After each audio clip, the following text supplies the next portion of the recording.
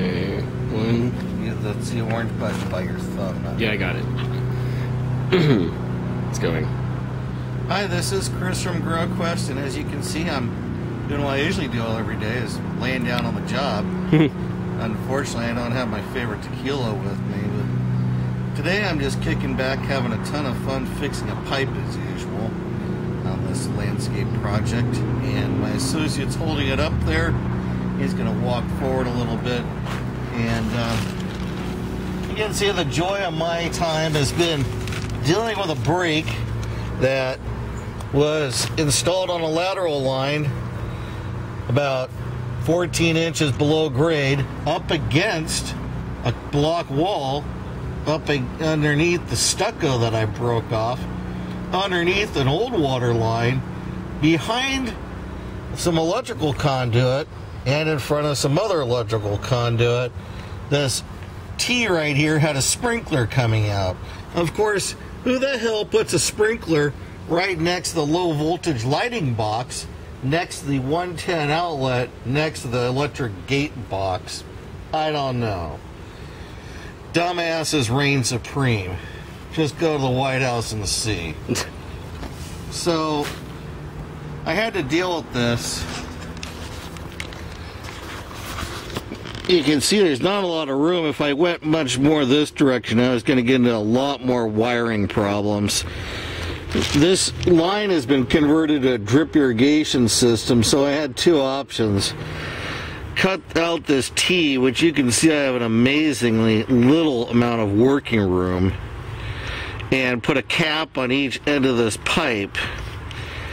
Unfortunately, there was a very small piece of plastic inside this threaded T that belonged to a swing assembly, and I'll have to add a picture of that or a small amount of video. Needless to say, it's this amount of plastic that's too narrow to easily get out with any other tool. I had to go back in my early years and realize I could use a pair of clippers maybe to get it out. Of course, that meant damaging the threads to the T.